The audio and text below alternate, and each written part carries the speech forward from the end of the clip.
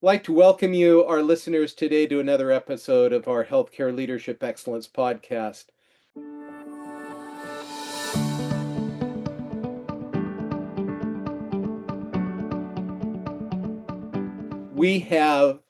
I am so excited today, and let me give you a little background. Um, I remember sitting in the front room of my father-in-law's house reading the recently released book, Getting to Yes by Roger Fisher and William Ury. And I remember thinking, this is gold. And then over the years, I have become a true conflict resolution junkie. Every book, the shelf behind me here that you can see, if you're on our YouTube channel, that lower shelf is all conflict books that I keep buying because I'm so intrigued by the subject. I had the chance a couple of years back to do executive education through Harvard, and I took one of their online classes, webinar, and then got to go to the mediation intensive at Harvard. And then a couple of months back, I get a daily feed from the program on negotiation, and I saw this class called the influence equation. And so I toyed with the idea because I've taken some classes. I checked with one of my contacts back there, and she said, "Yeah, you've got to take this class. The instructor's amazing." So signed up for the class, and she was right. It was an amazing day, and the instructor was amazing. And you, our listeners today, have the opportunity to listen to this instructor, Stevenson Carlebach. I just cannot say how excited I am, and I welcome you to the program today, Stevenson. Thank you for taking the time. Carl, it's such a pleasure, and you give the best introductions ever. I just got to say, you are just that was amazing. I feel like okay, I can take the rest of the day off. I feel so good about myself. Thanks, Carl. It's a pleasure to be here. So listeners, we've got a person here that for 30 years, Harvard does not bring people into their executive education unless they are on the top of the heap. So Stevenson, tell us how this 30-year path has brought you to this place. And please also tell us about your theater background that makes you one of the most fearsome role players that I've ever observed. Uh, so yeah, I promise I will not tell the whole 30 years, but just I'll give you a couple of nuggets. So I used to teach acting and directing at a wonderful place called Connecticut College. I really loved it.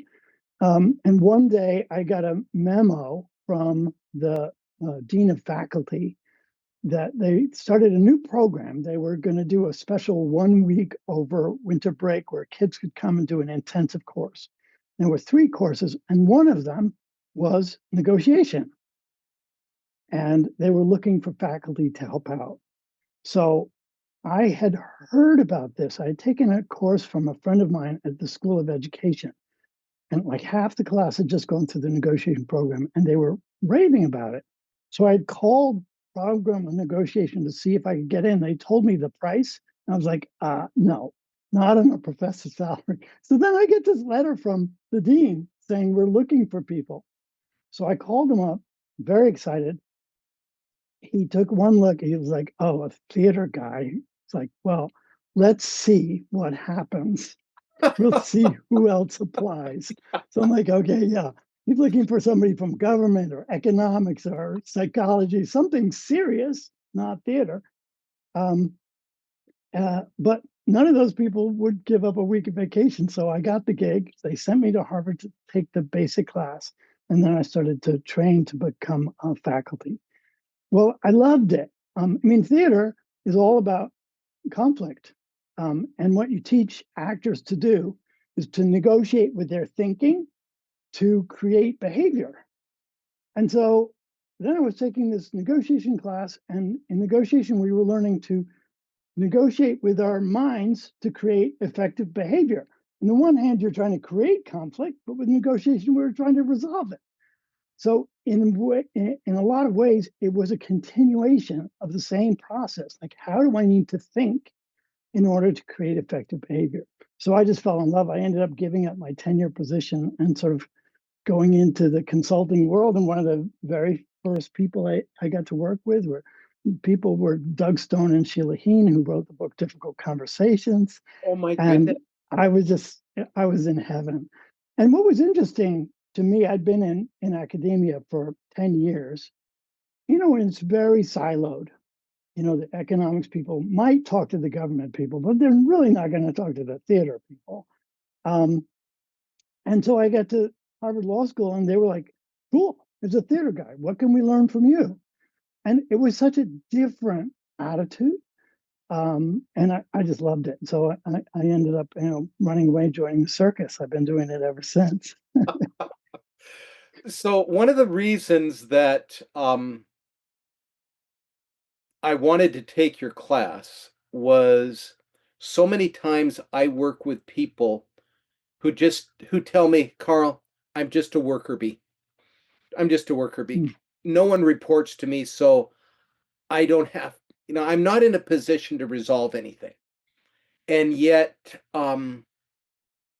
what we learned at the beginning of February in your class was so powerful. Talk to us a bit about resistance.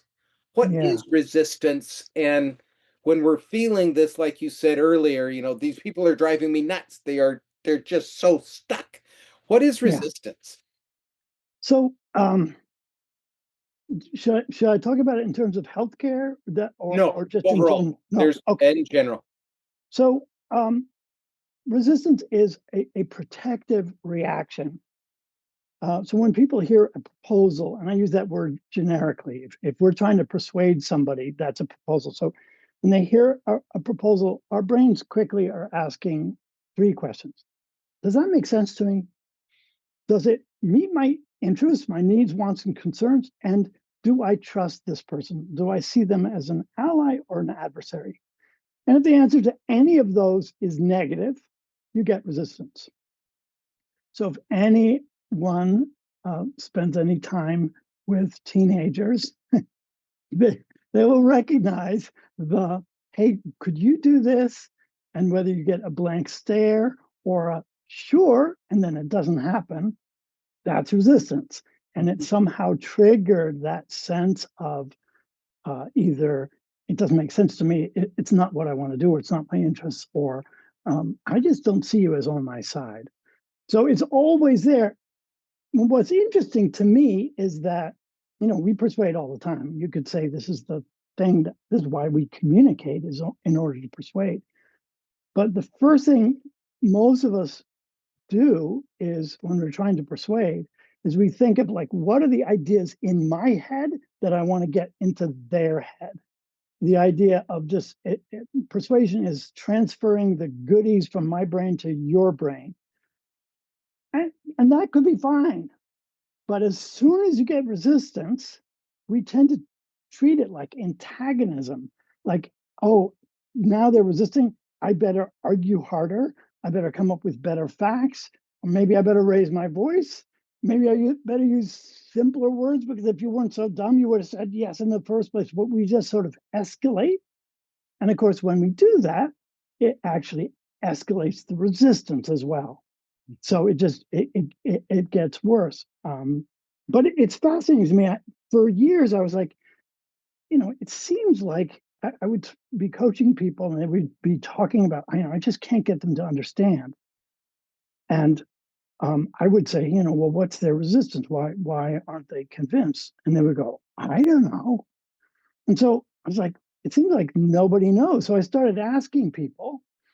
I asked in the class, and statistically, it turns out about 11% can actually explain the reason that the person is resisting, but the other 89% are just like, I have no idea.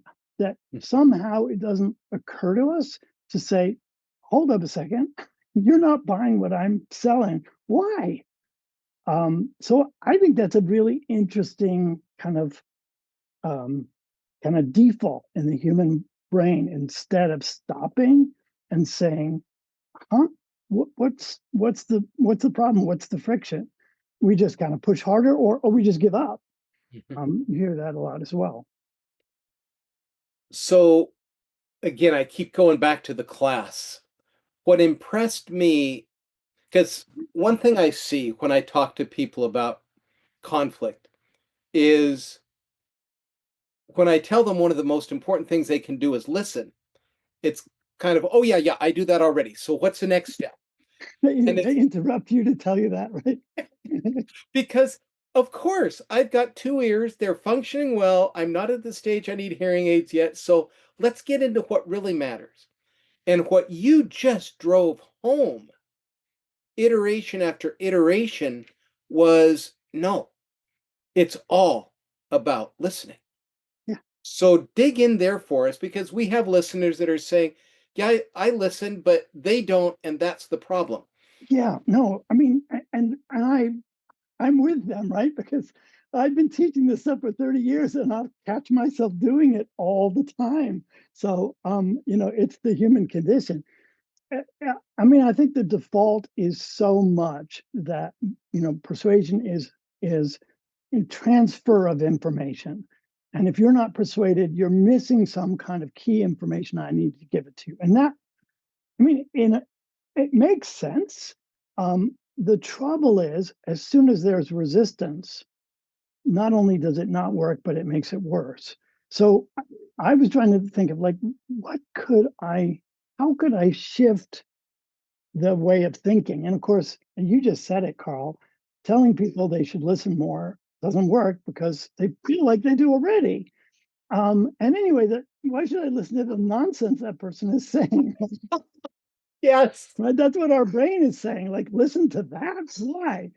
So, I mean, certainly, yeah. So I thought, well, actually, I was teaching a bunch of engineers, and I'm like, well, what would convince engineers? I'm like, oh, eureka, an equation.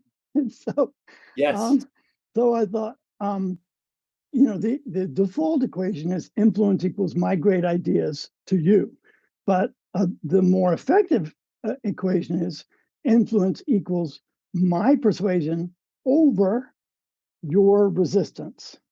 And what that does is it shifts the brain to going, okay, my ideas, their resistance, and that triggers curiosity. So, what is their resistance? So, the first move is to just get our brain to be curious, to see resistance not as stubbornness or stupidity or ignorance, but as some kind of signal. They're signaling that something doesn't make sense to them. Mhm. And so, if I can see that as information, suddenly I have the ability to diagnose, okay, what's causing the resistance? And we all in medicine, we love to diagnose. Once I diagnose it, I can treat it. So the influence equation is just trying to shift our brain to wonder what's the resistance, and then to uh, figure out how to figure what that is. So along that line, and I can't make any point without telling a story. I felt so accomplished several years ago while watching the World Cup that for the first time I understood what offsides was because I was watching it in Spanish and Univision actually put a blue line that moved up and down the field. And after a decade or so, I finally understood. Apply that to in February where when I was listening to you, positions and interests had always been, yeah, they're kind of the same. But the way you explained it and to us, the students in your class, was the blue line appeared. And positions and interests, we read all about it, take them out of positions and focus on interests. Can you define that and dig in there for us? Yeah, no, it's really tricky. It's one of those ideas I feel like conceptually it's really easy. Like interests are the needs, wants, and concerns that they're what motivate us. Okay, positions are demands, what people are asking for. Somebody like, I want to raise, that's the demand or the position. But the interests are the why. Why do they want it? Do they want it because they're buying a new house and they have a bigger mortgage? Do they want it because they feel like their pay is unfair compared to their colleagues?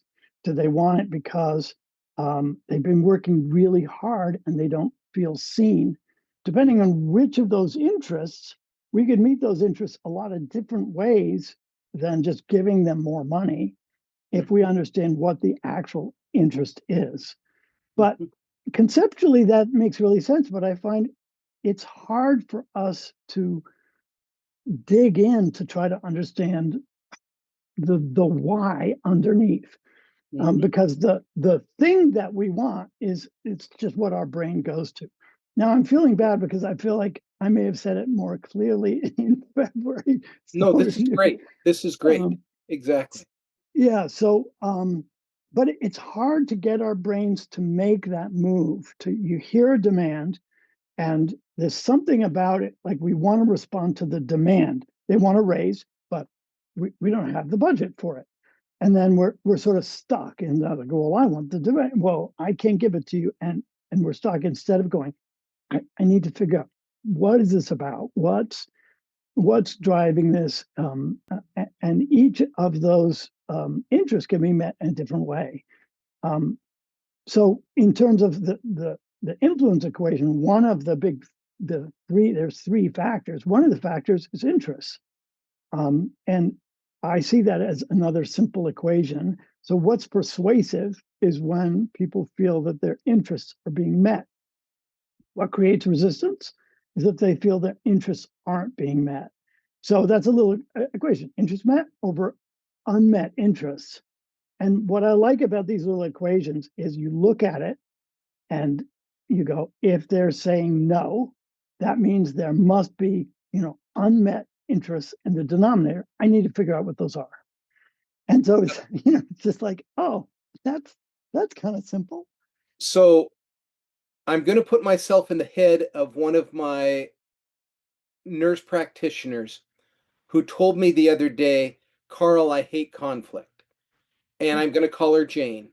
So Jane's listening to us right now, and she's thinking,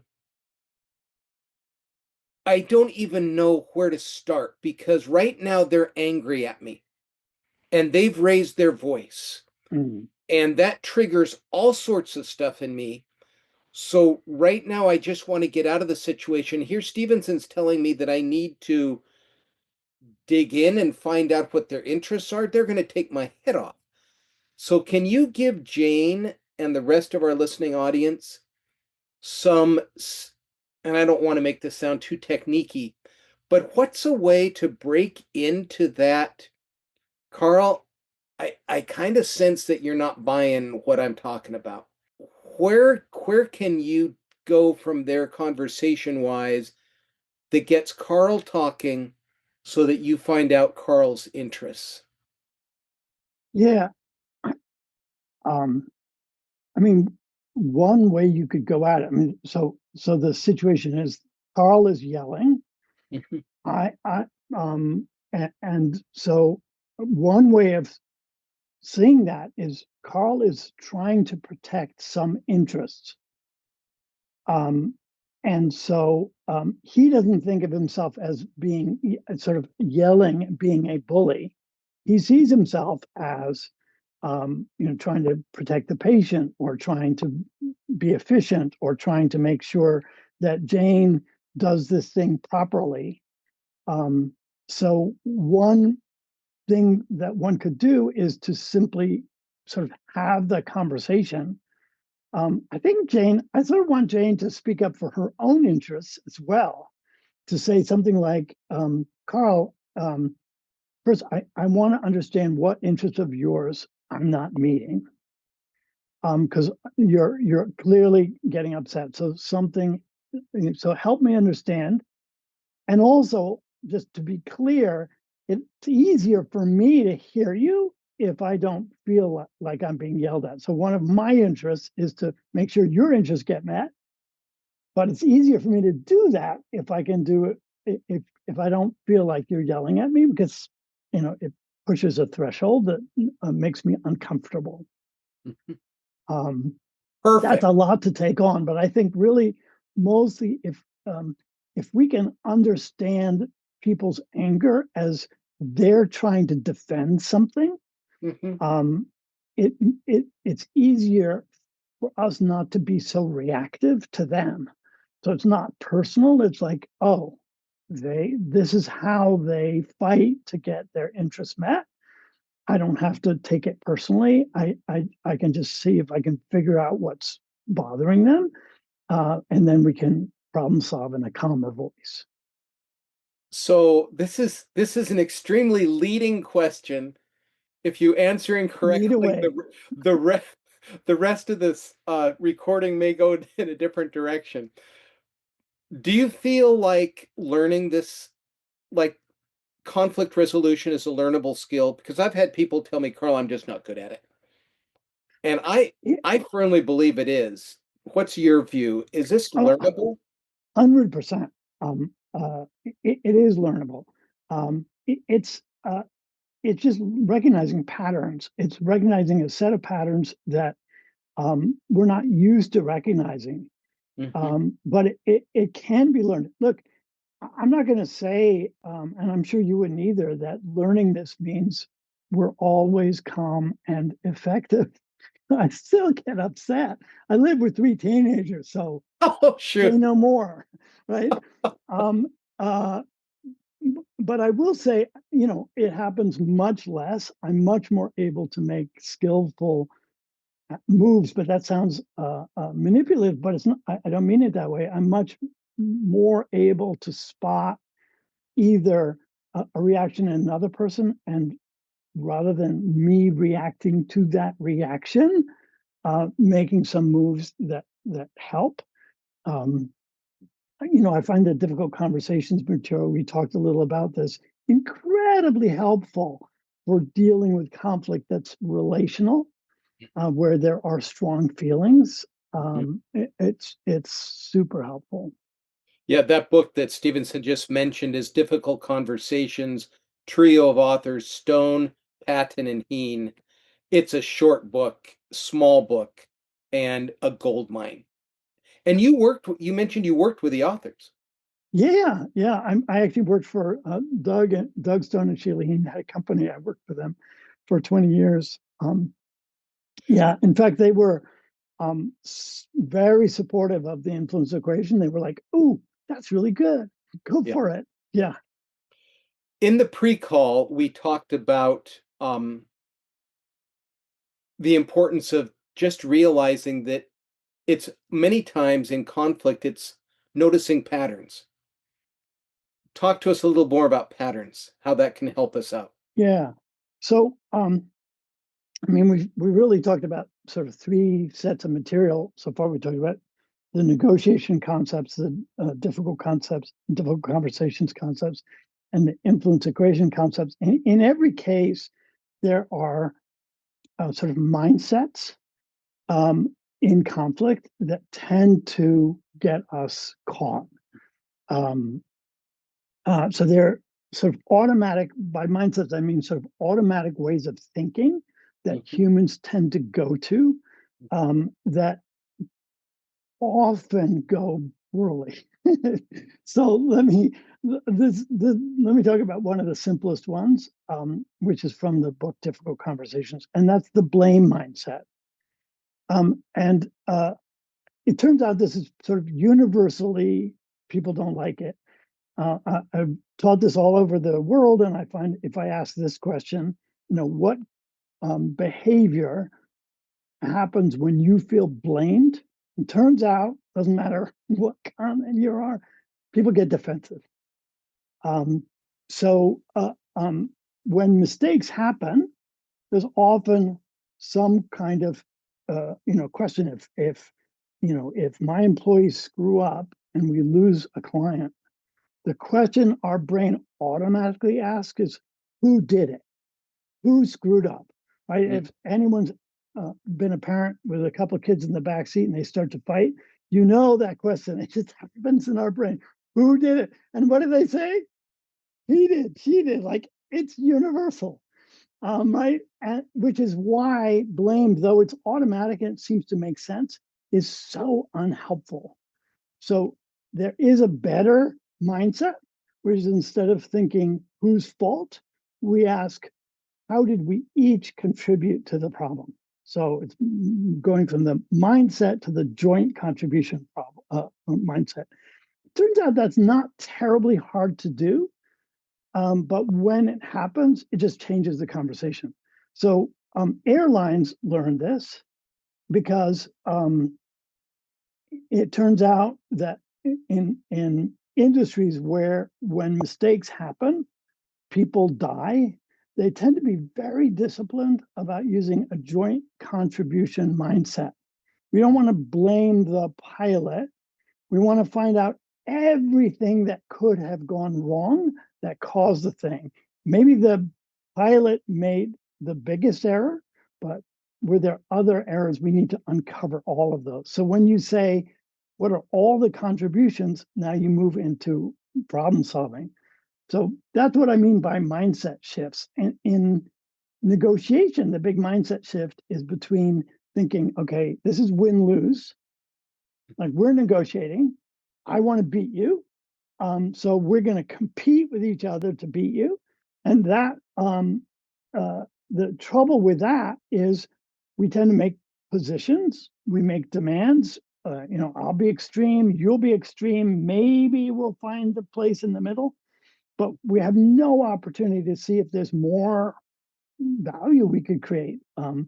If I understood all your interests and you understand all my interests, maybe there's even a better solution than just splitting the difference. So that's sort of the big mindset shift in the negotiation material. It was a long answer. And it segues perfectly into another item from the class that I just loved. And I've used it several times just over the last month. The ladder of inference. That just was bam. So, just to our listeners, imagine this ladder, and there are about 4 rungs on this short little ladder, but it's a ladder that if we climb erroneously, we might as well fall off a cliff. So, Yeah, walk us through this ladder of yeah. inference. So it's a funny little metaphor. So it really doesn't have a whole lot to do with ladders, but so let me sort of describe it from sort of a brain perspective. So because I think it's really wonderful at describing what our brains do. So there is in the world, and sort of we have available to us this huge pool of data, way more information from our eyes, our ears, everything. We read all this data to take in. So way more data than our brain can possibly take in. So our brain selects certain data to pay attention to. That's sort of the bottom of the ladder.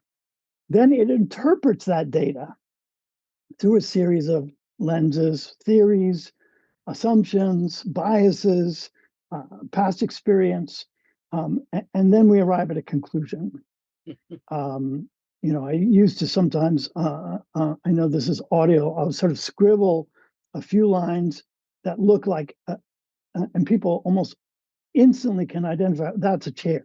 It's like, wow. Our brain looked at those squiggles and went, okay, I've looked at all the squiggles before. That looks like squiggles that make a chair. So we went right up the ladder to a conclusion. In one of the places where we get into trouble in conversations is we each have conclusions and we disagree at the level of the conclusion. I think we should do it this way. You could see this as a doctor and a hospital administrator talking about how we should do a procedure, right? We have to do it this way. No, that's wrong. We should do it this way. And people tend to argue at the conclusion level. They may throw in a piece of data, but they're not really exploring the other person's, as we say, ladder. In other words, the thinking that led them to that conclusion. And of course, one of our traps of our brain is once we arrive at a conclusion, our brain then looks for confirming data and either ignores disconfirming data or interprets data that could be seen either way in a favorable way. So we can have a very strong story about, you could meet somebody, they say something at a meeting, it strikes you as a little off, or maybe even a colleague says, that Carl guy, he's a little whatever. He's a little brusque. That we nobody would ever say that about you, but he's a little brusque. And then what does my brain notice? Carl being brusque. I catch him at lunch. He doesn't really say hi. And so I could go on accumulating all this data about Carl. He's such a rude, brusque guy, um, without any knowledge, because this is the way brains work. I'm not being a bad guy, that there's all this disconfirming data. Um, so that's sort of how the ladder works. So one of the ways we can use it is what we sometimes do. We'll ask people to think about a conversation where they were stuck, and can you fill out the boxes on your side, your data, your conclusions, your inferences, and fill out the boxes on the other person's side? Well, they can fill out the other person's conclusions usually, but they have no idea of the data and inferences because in the argument they never asked. They never said, so, okay, you have a different conclusion. Why? Help me understand. What are you seeing? It's another kind of default thinking. But the latter ends up being a great tool because as soon as our brain has those boxes, like our brain does not like empty boxes. We want to check No. the box. So we go, data. Oh, wait a minute. Let me ask about your data. Now I want to fill in that box. And why do you interpret it that way, Carl? And suddenly we're asking curious questions and we're learning. We're not just being told to listen, but now our brain wants to listen because it wants to fill in the boxes. And one of the items that I've noticed most out of all the incredible literature coming out of the project on negotiation or program on negotiation is how much they emphasize the importance of preparation, Mm. of just doing what you're talking about, finding truly digging in. I know Fisher in his last book, Beyond Reason, talked about the Have just, it right here. yep, yep, love that book. Yeah, it's a great book. Um, and it's interesting, just a brief background, you could probably give the background better, but correct me if I go off here, that Fisher was interested that highly educated people would just run into the wall. They would do all the right things, but something was blocking them. Yeah, And he and his fellow researchers came up with 5 major areas. yeah, And I think it's autonomy, appreciation, affiliation, role, and status. yes. And it's just an amazing, whenever Carl is stuck, Carl, remember the big 5. What's I playing know. right now? So a funny story. So Sheila Heen, we talked about her. She wrote the book Difficult Conversations. She knew Roger very well. He was her mentor. And she was like, well, Roger, I think there's a 6th. It's fairness. And he was like, no, I wrote a book on fairness. Have you read it? Getting to Yes. Oops. So she triggered one of his 5 triggers, which was status, inadvertently, and it was a very difficult conversation. But I always add fairness because I think it's a really good 6th one. Absolutely. And yeah, it's amazing to me how often those I call them triggers, but they in the book they call them emotional interests. If Mhm. those emotional interests aren't met, it triggers such strong reactions. And what I love you because you asked this in terms of preparation. What I love about it is it's so predictable. Talk about patterns. These are, they happen to everybody. Some of us have, a hair trigger on one of them more than the other, but Mhm. they are absolutely universal. So you can go into a conversation and go, okay, which of these is that person likely to trigger for me? Mhm. And then think, okay, it's this, this, this. Okay, how can I think about the situation so I won't suddenly be emotional, knocked off balance? And then same with them. Which of these might I trigger? And how do I avoid that? And so, I developed this tool when I was actually dealing with a doctor who was treating my brother, and I put those into a little 2/2 matrix as a way of preparing for this conversation I had to have with my brother's doctor, um, uh, Powerful and story. and it was really helpful. So, a question here, and I don't know if it's even answerable. I am still astonished at how many times when I'm talking about the importance of emotions, where I either have it openly stated or certainly implied by nonverbal, Carl, we're about results. We want results. And the emotions, people just need to run those on their own. We're talking about, the infamous KPIs, which I love, key performance indicators. How are we measuring success? But there's still a body of thinking out there that, well, people just need to take care of their emotions, but we get things done. Yeah. So let's go into a scenario here of that you have someone who is in a leadership position that is truly, throwing degrees under the bus here, but let's just think of a MBA Wall Street banker who's just absolutely, or your engineers you talked about. Don't Mhm. talk to me about emotion, just give me data.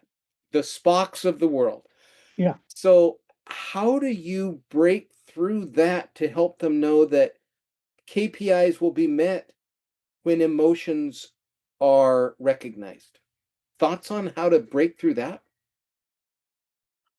Um, yeah, it's a really tricky one. I mean, you know, uh, I it's sort of a facetious answer. So my first thing is, well, you give them the logic and the research, but what's interesting is I actually think they're having an emotional reaction to the idea of emotions. Love, Um, love and it. so I think maybe the move is to make a move towards what might be the emotional reaction they're having to people's emotions. Um, I sometimes wonder if somebody, you know, is used to hearing his wife say, you never have any feelings, you're not responsive. And so if you bring up feelings, they're very resistant to the concept. So I guess I would start there. I hear that you are, you're not persuaded by the fact that emotions actually have a place in performance. Uh, Tell me more. So I would sort of try to step to their side and see if I could get them to engage in why are they so, reacting that emotions are going to get in the way. Um, what do you think? What would be your thoughts about that? Again, I just go to your point that you taught us the other day about listening and asking him or her good questions. Yeah, John, um, what you've accomplished in this role is amazing. I need to get a little clear on why you'd say that emotions are off. Because I've seen you run things so well in so many areas. So tell me why the shutdown here that emotions don't play for KPIs and just I guess it's a Carl go-to. Every time I'm stuck, I just have it go into my yeah, mind. You haven't asked the right questions yet. yeah, absolutely right. And Yeah, it's just saved my neck so many times. yeah, Uh, because I think it does two things. It gets me information and it gets them talking more and more. And exactly. once people come to the table, I just had an incredible experience. It was, again, I don't believe in coincidences. Your class came right before an opportunity that I had to do the largest conflict resolution I've ever been involved in. I was working with a board of directors and a lot of employees that weren't happy. And there were about 70 people in the room. And I prepped them ahead of time with some rules for the road for good engagement, and bless their hearts, they followed them. Hmm. And to see, we didn't get to resolution that night, but we stopped decision, which was Mm. necessary. And so they're still in the game where before they weren't. But it's just having them talk and having them listen. That's absolutely. It's huge. I love that. So, I'll just bring that to the influence equation for a second. If the sort of third factor is trust, and my little equation there is what persuades them if they feel like you're their ally, Mhm. and what creates resistance is they feel you're an adversary. But the way you describe asking the questions, being curious about their perspective, assuming that they must have something there. They may be partially wrong, but they're right about something, and let's get curious about what that is, Mhm. makes you seem like an ally. You're there to help them. And then the resistance comes down. Then Absolutely. we can start to say, so when I hear you talk about emotions don't belong, I would think that worry would probably be helpful, right? You do want surgeons going into a surgery worried that something might go wrong, or Mhm. would you Yeah. think that shouldn't be there? Mhm. And but if you start out with that question, they're going to go, "Oh, that's a leading question. I'm being trapped." But Mhm. if that comes out when they feel like a conversation partner, that you're really in there trying to understand their perspective, you say, "Well, what about this? Could you see a place for worry?" And you really seem curious, they're not going to shut you out. They're much more likely to engage with them. Think, yeah, well, maybe worry. Actually, maybe excitement wouldn't be bad. That's an emotion, right? Yeah. Satisfaction when patients feel good about how they're treated. Yeah, that's good for KPI. But we can't start sort of taking apart their logic until Mhm. they feel like we're on their side. Absolutely. And an incredible book on that is, in fact, you being back in that environment, have you worked with Hal Gregerson? I have not. He worked with Clayton Christensen at Harvard Business School, and Gregerson was the director of executive education at MIT. And his book, "The Question is the Answer," is just It's good. phenomenal, Those are long. phenomenal book.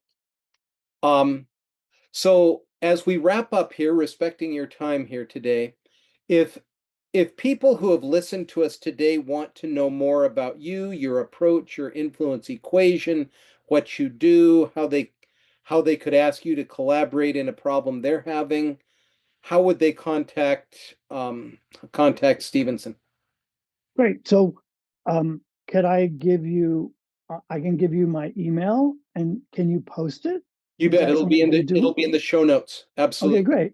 So that's probably the easiest way. Great. Um, you were joking earlier about, I think maybe before we started the recording, about all the money you spent on your web page Yes. that you've never needed to use because it's all been word of mouth. But I will have a web page in about 2 weeks, so they could There we find go. me on that as well. Super. So just send that over to us. We'll put in the notes. Sounds good. Thank you for your wisdom today. I again learned. So, as I said earlier, even if no one ever watched the podcast, the selfish part of me, I got another hour with my teacher. So, thank you. Well, Appreciate you being ditto. It's a pleasure, Carl.